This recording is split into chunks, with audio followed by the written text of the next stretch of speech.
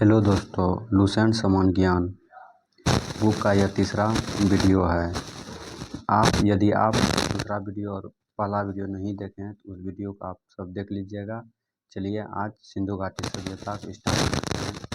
तो पहला नंबर का आ रहा है कि रेडियो कार्बन C14 जैसी नवीन विश्लेषण पद्धति के द्वारा सिंधु सभ्यता की सर्वमान्य तिथि 2400 ईसा पूर्व से 1700 ईसा पूर्व मानी गई। इसका विस्तार त्रिभुजाकार है। पूछेगा सिंधु सभ्यता का विस्तार क्या है, कैसा है और आकार कैसा है। यह है त्रिभुजाकार है।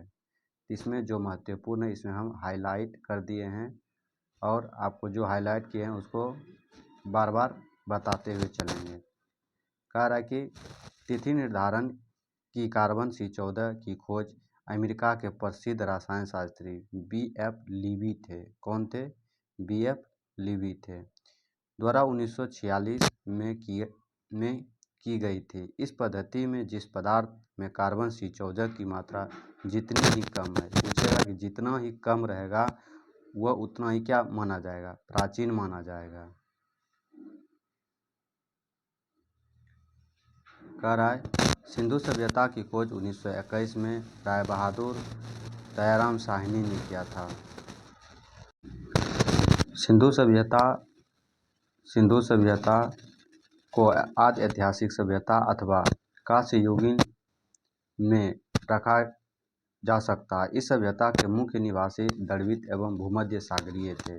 सर जॉन मार्शल, जिसको कहते हैं भारतीय पुरातत्व सर्वेक्षण विभाग के तत्कालीन महानिदेशक थे, 1924 में सिंधु घाटी सभ्यता नामक एक उन्नत नगरीय सभ्यता पाए जाने की विविध घोषणा की। पूछेगा कि सिंधु घाटी सभ्यता की घोषणा किसने किया था? सर जॉन मार्शल ने किया था। सिंधु सभ्यता के सर्वाधिक पश्चिमी पुरास्थल दाशक नदी के किनारे स्थित सूतकांगेडोर, जिसको अभी बलूचिस्तान, पूर्वी पुरास्थल हिंडन नदी के किनारे आलमगीरपुर जिला है उत्तर प्रदेश, और पूर्वी स्थल चिनाब नदी के तट पर अखनूर के निकट मांडा जम्मू कश्मीर व दक्षिण पुरास्थल गोदावरी नदी के तट पर दायमाबाद जिला अहमदनगर महाराष्ट्र है।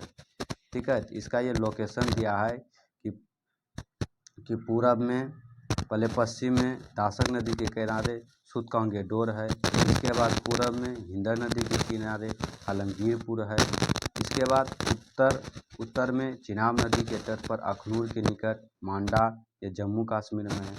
ठीक है, इसके बाद दक्षिण में दायमाबाद है। दक्षिण में क्या है? दायमाबाद।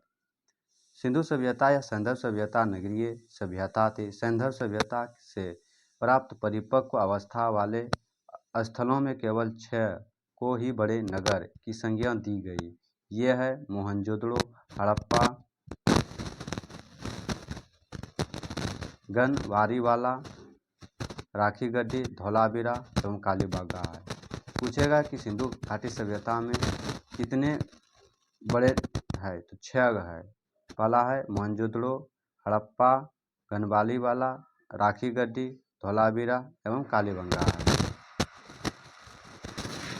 धौलावीरा भारत में सिंधु घाटी सभ्यता की पहली साइट है, जिसे यूनेस्को ने 2021 में विश्व विरासत सूची में शामिल किया है। यह इम्पोर्टेंट प्रश्न पूछेगा। धौलावीरा जो है यह भारत में कब यूनेस्को में शामिल किया गया था? तो 2021 में। स्वतंत्रता प्राप्ति पश्चात हड़प्पा संस्कृति के सर्वाधिक स्थल गुजरात में खोजे गए। सिंधु घाटी सभ्यता का सबसे बड़ा स्थल मोहनजोदड़ो है, जबकि भारत में इसका सबसे बड़ा स्थल राखीगढ़ी है। पूछेगा कि भारत में सबसे बड़ा स्थल कौन सी है? राखीगढ़ी है। और पुराऔल में यह मोहनजोदड़ो, यह पाकिस्तान में है। घाघर नदी है जो हरियाणा के हिसार जिला में स्थित है। इसकी खोज 1963 ईस्वी में सूरज भान ने किया था। पूछेगा कि राखीगढ़ी की खोज किसने किया था? यह इसने सूरज भान ने किया था।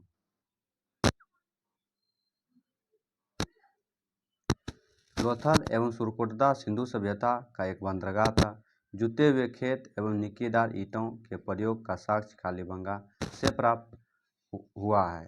ठीक है, बाद है घरों के दरवाजे और खिड़कियां सड़क की ओर न खुलकर पिछवाड़े की ओर खुलते थे। केवल लोथल नगर के घरों के दरवाजे मुख्य सड़क की ओर खुलते थे। पूछेगा कि कहाँ दरवाजा का मुख्य सड़क की ओर खुलता था, तो वह लोथल में खुलता था। सिंधु सभ्यता के मुख्य फसल थे गेहूं और जौ थे। सिंधुवासी मिठास के रूप में शहद का प्रयोग करते थे। मिट्टी से बने हल का साक्ष्य बनवाली से मिलता है। रंगपुर एवं लोथल से चावल के दाने मिलते हैं, जिसे धान की खेती होने का प्रमाण मिलता है। चावल के साक्ष्य लोथल से ही प्राप्त हुए हैं। पूछेगा कि चावल का साक्ष्य कहाँ से प्राप्त हुआ है? लोथल से।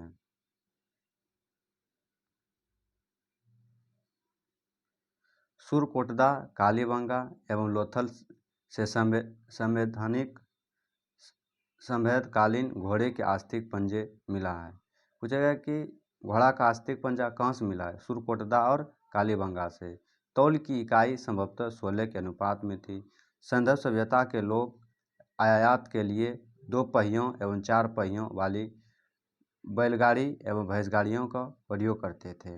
अब है कि सिंधु काल में विदेशी व्यापार, मतलब तांबा का व्यापार खेतड़ी, बलूचिस्तान और ओमान से होता था।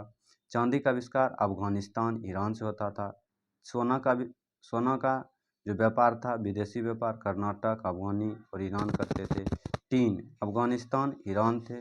गोमेद सारोस्ट थे। लाजर मेसोपोटामिया था। शीशा ईरान में था। मोहनजोदड़ो से प्राप्त स्नानागार संभवतः सिंधु सभ्यता की बड़ी इमारत थी, जिसे मध्य स्थित स्नान कुंड 11.8 मीटर लंबा था और 7.01 मीटर चौड़ा था और 2.43 मीटर गहरा था। अग्निकुंड या यज्ञ देवी लोथल एवं कालीबंगा से प्राप्त हुए। मोहनजोदड़ो से प्राप्त एक सील पर 3 मुख्य वाले देवता पशुपतिनाथ की मूर्ति मिलती है, जिसके चारों ओर हाथी, गैंडा, चीता एवं भैंसा विराजमान है।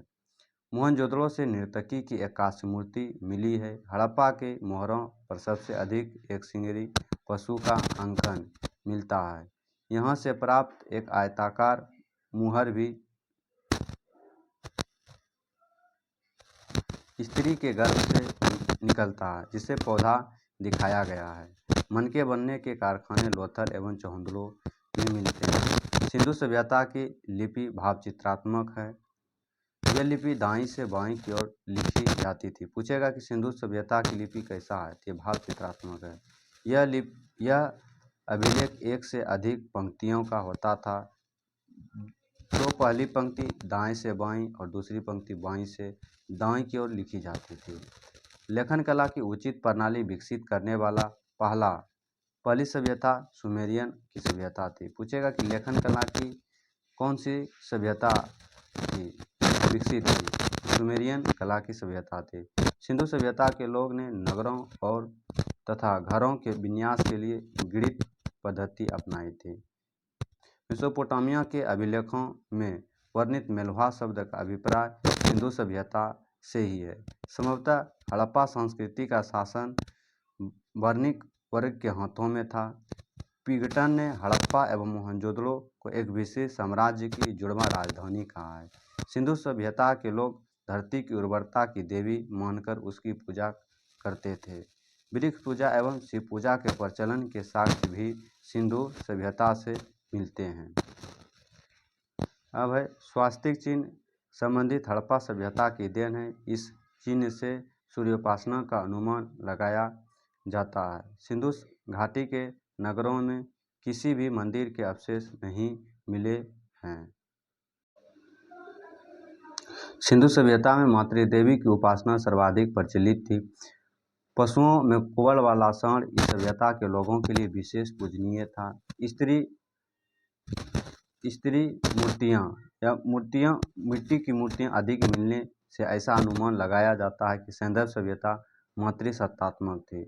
मतलब पूछेगा कि सिंधु सभ्यता क्या था? यह मातृसत्तात्मक था। अब है सिंधुवासी सूती एवं ऊनी वस्त्रों का प्रयोग करते हैं। पहला नंबर का राय स्थल है, नदी है, स्थिति और उत्खनन। अब है फर्स्ट नंबर हड़प्पा। हड़प्पा किस नदी किनारे है? रावी नदी। यह कहाँ स्थित है? पाकिस्तान के पंजाब प्रांत का सिहवाल जिला। दयाराम साहनी इसके उत्खननकर्ता थे। माधव स्वरूप वत्स थे और बिलिहर थे। मोहनजोदड़ो सिंधु नदी के किनारे है। पाकिस्तान के सिंध प्रांत का लारकाना जिला में स्थित है। राखालदास बनर्जी ने खोज किया था 1922 में, मेक ने 1927 में, बिलिहर ने 1930 में। चौंदड़ो सिंधु नदी के तट पे है। यह स्थित है सिंध प्रांत, पाकिस्तान, नवाबशाह जिला में। इसकी खोज मैक NG मजूमदार 1931 में किया था। कालीबंगा घाघर नदी के किनारे है। राजस्थान का हनुमानगढ़ जिला। अमलानंद घोष 1951 में, BV लाल और BK थापड़ 1961 में किया था। कोट डीजी सिंध प्रांत का खैरपुर स्थल है। यह फजल अहमद 1953 में किया था। रंगपुर मादर है गुजरात का काठियावाड़ जिला। रंगनाथ राव 1953 से 1954। इसके बाद रोपड़ सतलज नदी के किनारे, पंजाब का रोपड़ जिला। जगदत्त शर्मा 1953 से 56। इसके बाद लोथल भगवा नदी के किनारे, गुजरात का अहमदाबाद जिला। इसका खोजकर्ता थे रंगनाथ राव 1954। आलमगीरपुर हिंडन नदी के किनारे, उत्तर प्रदेश का मेरठ जिला। जगदत्त शर्मा 1958। सूतकोंगडोर दासक नदी पाकिस्तान के मरकान में समुद्र तट के किनारे स्टाइल्स रोल थे। बनवाली रंगोई हरियाणा का हिसार जिला। रविंद्रनाथ बिष्ट थे 1974। धोलावीरा लूनी नदी गुजरात के कच्छ जिला। खादिर द्वीप पर JP जोशी थे।